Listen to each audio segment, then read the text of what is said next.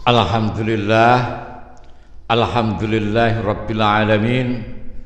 Allahumma lakal hamdu ala ni'matil islam wal iman, walakal hamdu an ja'altana min ummati Muhammad alaihi salatu wassalam. Wa asyhadu an la ilaha illallah ta'ala la syarikalah, wa asyhadu anna Muhammadan abduhu wa rasuluh. Allahumma salli wa sallim wa barik ala sayyidina Muhammad wa ala alihi wa sahbihi ajmain. Amma ba'du. Ayyuhal muslimun, yaqulullah ta'ala fi muhkami ayatihi, a'udzu billahi minasyaitonir rajim, wa idza sa'alaka ibadi anni fa inni qarib ujibu da'watad da'i idza ta'an falyastajibu li wal yu'minu bi la'allahum yarsyudun. Apabila hamba-hambaku bertanya kepadamu tentang aku, sesungguhnya aku dekat. Aku mengabulkan permohonan orang yang berdoa apabila dia berdoa kepadaku. Maka hendaklah mereka memenuhi perintahku dan beriman kepadaku, agar mereka selalu berada di dalam kebenaran. Wa qala rabbukum ud'uni astajib lakum innal ladzina yastakbiruna an ibadati sayadkhuluna jahannama dakhirin. Tuhanmu berfirman, berdoalah kepadaku, niscaya akan aku perkenankan bagimu apa yang kamu harapkan. Sungguhnya orang-orang yang menyombongkan diri tidak mau beribadah kepadaku akan masuk neraka jahanam dalam keadaan hina dina.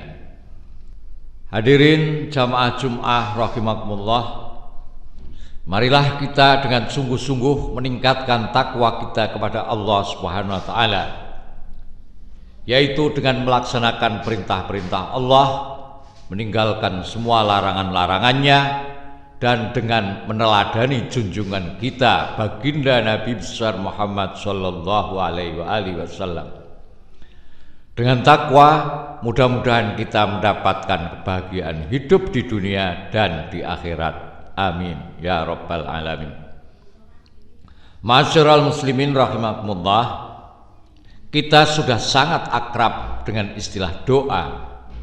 Apakah doa itu?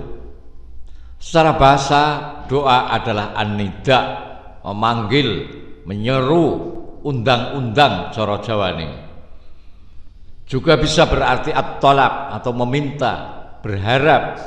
Juga bisa berarti al-ibadah, penghambaan atau ngawula bekti cara Jawane. Bisa juga berarti al-isti'anah atau njaluk pitulung, minta pertolongan. Secara istilah, tolabul adna lil fi'li minal a'la ala jihatil khudu', yaitu yang levelnya lebih rendah meminta kepada yang levelnya lebih tinggi dengan penuh ketundukan.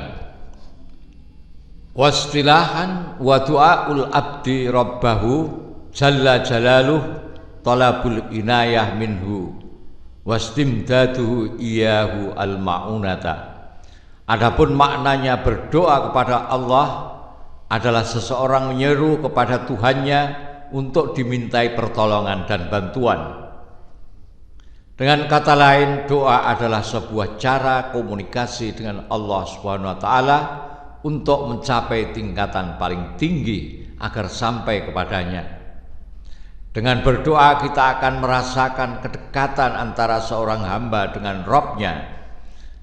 Dengan demikian kita akan semakin menyadari betapa kerdilnya diri kita, bahwa manusia itu maha lemah dan Allah maha kuasa atas segala sesuatu. Doa adalah bentuk penegasan pada manusia bahwa sombong bukanlah hak kita.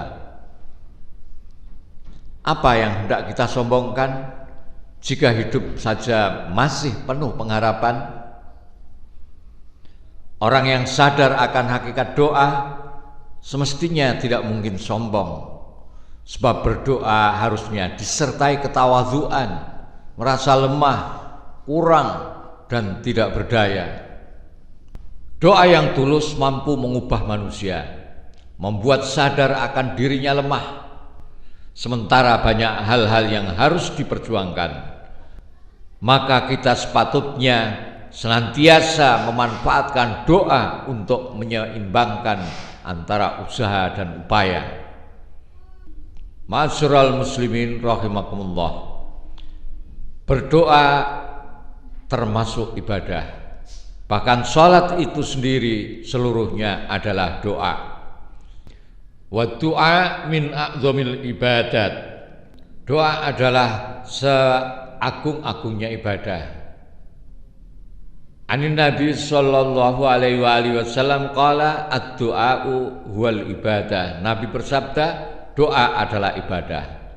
Dalam berdoa banyak orang yang punya gaya. Ada yang gaya doanya seperti pengemis, ada yang gaya doanya seperti pujangga, ada gaya doanya seperti orang yang sedang jatuh cinta. Berdoa ala pengemis ialah orang berdoa untuk meminta sesuatu tanpa henti-henti.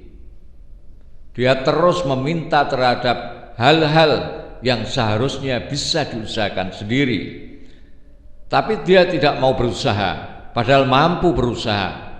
Orang yang pola berdoanya seperti pengemis mencerminkan mentalitas pengemis yang selalu meminta tetapi tidak pernah sungguh-sungguh berusaha, dan dia terus-menerus mengulang-ulang doanya. Jika pola berdoa pengemis ini menjadi kebiasaan, pola ini akan juga menular ke cara hidup dan etos kerja nantinya. Orang lalu menjadi malas atau enggan untuk bekerja keras demi mewujudkan tujuan-tujuan yang dimilikinya. Pola doa semacam ini, jika diberikan permintaannya, dia akan bersyukur. Jika tidak diberikan, dia akan marah kepada Tuhan. Sementara dia sibuk berdoa, potensi di dalam dirinya untuk bekerja dan berusaha tidak terpakai, tidak dikembangkan. Mirip pengemis yang meminta tanpa berusaha semaksimal mungkin. Dia mengemis kepada Tuhan. Ini adalah pola berdoa yang penuh dengan kata namun miskin dengan makna, miskin amal dan usaha. Sebagai hamba yang lemah, memang sudah seharusnya kita meminta kepadanya. Namun berdoa dengan cara meminta-minta bisa mempengaruhi cara hidup dan etos kerja kita. Sebab banyak orang yang tertipu di sini. Doa semacam ini dapat membuat diri kita justru terjebak pada keinginan-keinginan kita sendiri, bukan penghambaan diri kepada Allah. Bila demikian, sebenarnya patut kita bertanya, kita berdoa ini sedang menghamba kepada Allah, beribadah kepada Allah, atau malah kepada nafsu kita, atau kita ini malah mengabdi pada keinginan-keinginan kita sendiri. Ma'asyiral muslimin rahimakumullah, mengapa kita berdoa? Bukankah Allah sudah tahu akan segalanya, tahu tentang kondisi kita bagaimana? Betul, sebenarnya Allah sudah mengerti dan paham apa yang kita harapkan. Namun demikian, Allah senang kepada manusia yang meminta kepadanya. Allah senang melihat hamba-hambanya bersimpuh di hadiratnya dengan doa-doa sucinya, dengan hati yang khusyuk.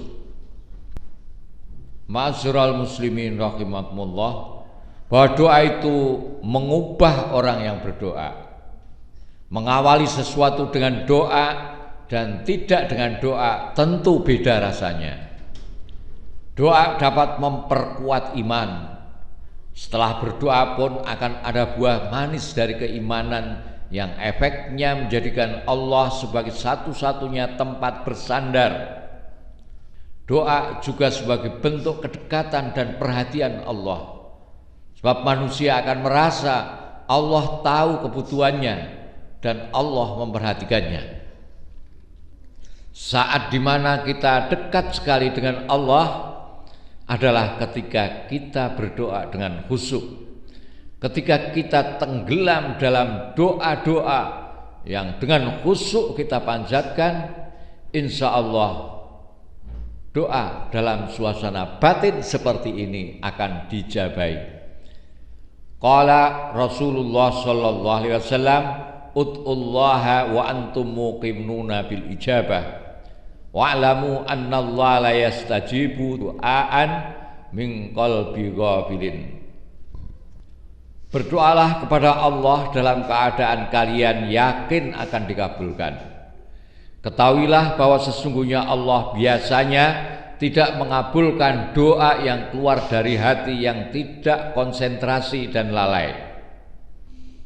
Ma'asyiral muslimin rahimakumullah. Sa'ad bin Waqqas adalah sahabat Nabi sallallahu alaihi wasallam. Ia berusia panjang sepeninggal Nabi. Pada hari-hari terakhir hidupnya ia buta dan tinggal di Makkah. Ia sering didatangi orang yang meminta berkah doanya. Tapi tidak semua orang ia berkati dengan doanya. Hanya orang-orang tertentu yang didoakan. Tapi orang yang diberkati dengan doanya selalu berhasil, selalu qabul hajatnya, hasil maksudnya, selalu memperoleh yang diinginkan dan dapat menyelesaikan urusannya. Abdullah bin Sa'ad meriwayatkan kepada kita, aku mengunjungi dia. Ia selalu baik padaku dan selalu mendoakan aku. Karena aku anak yang selalu ingin tahu, aku pun bertanya kepadanya. Doa Tuhan untuk orang lain tampaknya selalu diijabahi Allah. Mengapa Tuhan tidak berdoa agar disembuhkan dari kebutaan Tuhan? Orang tua itu menjawab, pasrah kepada kehendak Allah jauh lebih baik dari kenikmatan karena bisa melihat.